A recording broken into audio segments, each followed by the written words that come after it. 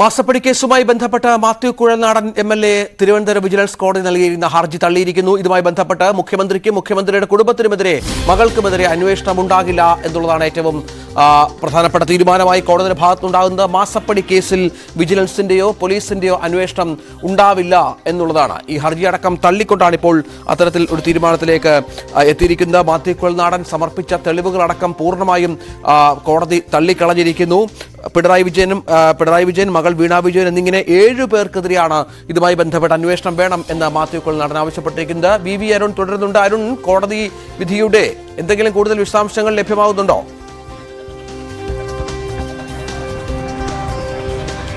കോടതി വിധിയുടെ വിശദാംശം ഇതുവരെ ലഭ്യമായിട്ടില്ല. ഈ അന്വേഷണം വേണ്ട എന്ന ഉത്തരവാണ് കോടതി ഇട്ടത്. അതായത് മാത്യു കുഴൽനാടന്റെ കൂടെ തെളിവുകളിൽ ഏതെങ്കിലും തരത്തിലുള്ള അന്വേഷണം വിജിലൻസ് അന്വേഷിക്കേണ്ട കാര്യങ്ങളില്ല. സർക്കാർ പ്രോസിക്യൂഷൻ നൽകിയ തെളിവുകൾ അതേപടി അംഗീകരിച്ചുകൊണ്ടാണ് കോടതി വിധി പുറപ്പെടുവിച്ചിരിക്കുന്നത്. വിധിയുടെ കൂടുതൽ വിശദാംശങ്ങൾ അല്പസമയത്തിനകം ലഭ്യമാകുമെന്ന് പ്രതീക്ഷിക്കുന്നു. മാത്യു കുഴൽനാടന്റെ പ്രതികരണവും വൈകാതെ എറണാകുളത്തുണ്ടാകും. അദ്ദേഹം എറണാകുളത്താണ് ഉള്ളത്. അവിടെ അദ്ദേഹവും പ്രതികരിക്കും. ഏതായാലും അപ്പീൽ പോകാൻ തന്നെയാണ് സാധ്യത എന്ന വിവരമാണ് നമുക്ക് പ്രാഥമികമായി നൽകാൻ കഴിയുന്നത്. ഈ ഹൈക്കോടതിയിലാകാം വിജിലൻസ് കോടതിക്കെതിരെ വിധിക്കെതിരെ ഹൈക്കോടതിയിലേക്ക് അപ്പീൽ പോകാനാണ് സാധ്യത. അതിന്റെ നിയമവശങ്ങൾ അഭിഭാഷകരുമായി ചേർന്ന് ചർച്ച ചെയ്ത് തീരുമാനിക്കുമെന്ന് മാത്യു കുഴൽനാടന്റെ ഓഫീസും വ്യക്തമാക്കുന്നുണ്ട്. ഏതായാലും വലിയൊരു ആശ്വാസം മുഖ്യമന്ത്രിക്കും സർക്കാരിനും ഉണ്ടായിട്ടുള്ളതാണ് ഏറ്റവും പ്രധാനപ്പെട്ട വസ്തുത.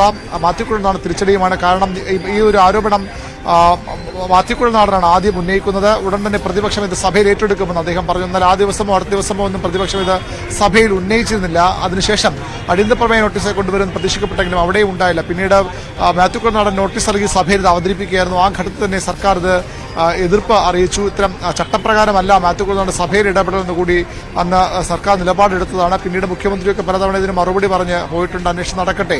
അതിനുശേഷമാണ് കേന്ദ്ര ഏജൻസികളുടെ അന്വേഷണം ഈ വിഷയത്തിൽ ഉണ്ടാകുന്നത്. പല ഏജൻസികൾ ഇതുമായി ബന്ധപ്പെട്ട അന്വേഷണം ഇപ്പോൾ നടത്തുന്നു. എൻഫോഴ്സ്മെന്റ് ഡയറക്ടറുടെ അന്വേഷണവും ആരംഭിച്ചിട്ടുണ്ട്. അതിൽ മുഖ്യമന്ത്രിയുടെ മകളെ ഒരുപക്ഷെ വോട്ടെടുപ്പിന് മുമ്പ് തന്നെ കേരളത്തിലെ വോട്ടെടുപ്പിന് മുമ്പ് തന്നെ ചോദ്യം ചെയ്യും എന്നതരത്തിലുള്ള സൂചന ഉണ്ട്. പക്ഷെ അതൊന്നും ഉണ്ടായില്ല. 26-ാം തീയതി വരെ തെരഞ്ഞെടുപ്പ് ദിവസം വരെയുള്ള ഒരു വിഷയമായി മാത്രം നിൽക്കുമെന്ന് CPM സംസ്ഥാന സെക്രട്ടറി അന്ന് പറഞ്ഞതുമാണ്. അതായത് മുഖ്യമന്ത്രിയെ കൃത്യമായ രാഷ്ട്രീയ ലക്ഷ്യത്തോടുകൂടി ആക്രമിക്കുന്നതിന്റെ ഭാഗമായാണ് ഇത്തരം ആരോപണങ്ങളെന്ന നിലപാടാണ് CPM ആദ്യഘട്ടം മുതൽ സ്വീകരിച്ചത്. മാത്യു കുഴൽനാടൻ ഉന്നയിക്കുന്ന ആരോപണത്തിൽ കേന്ദ്ര ഏജൻസി അന്വേഷണം വരുന്നത് അത് അവർ തമ്മിലുള്ള ഒരു ഇടപാടിന്റെ ബന്ധത്തിന്റെ തെളിവായി കൂടി ഇടതുമുന്നണിയും CPM ഒക്കെ ഉയർത്തിക്കാട്ടിയിരുന്നു. ഏതായാലും തെരഞ്ഞെടുപ്പിന് ശേഷം വോട്ടെടുപ്പിന് ശേഷം കോടതി ഈ കേസ് വിധി പറയുമ്പോൾ അത് സർക്കാരിന് മുഖ്യമന്ത്രിക്ക് വലിയ ആശ്വാസമായി മാറുമെന്ന് ഉറപ്പാണ്. പക്ഷേ അതുകൊണ്ട് പ്രശ്നങ്ങൾ അവസാനിക്കാൻ പോകുന്നില്ല. ഇതുമായി ബന്ധപ്പെട്ട കേന്ദ്ര ഏജൻസിയുടെ അന്വേഷണം, എൻഫോഴ്സ്മെന്റ് ഡയറക്ടർ അടക്കമുള്ള ഏജൻസിയുടെ അന്വേഷണം ഇപ്പോഴും തുടരുകയാണ്. അവിടെ ഇതുമായി ബന്ധപ്പെട്ട തുടർ നീക്കങ്ങൾ ഉണ്ടാകും. ഏതായാലും വിജിലൻസ് കോടതിയിൽ നിന്ന് സർക്കാരിന് ലഭിച്ചത് ചെറുതല്ലാത്ത ഒരു ആശ്വാസം തന്നെയാണ്. വിജിലൻസ് കോടതിയിൽ നിന്ന് മുഖ്യമന്ത്രിക്കും സർക്കാരിനും കുടുംബത്തിനും മറ്റും അത്തരത്തിലുള്ള ആശ്വാസം ലഭിച്ചിരിക്കുന്നു എന്നുള്ളതാണ്. അരുൺ,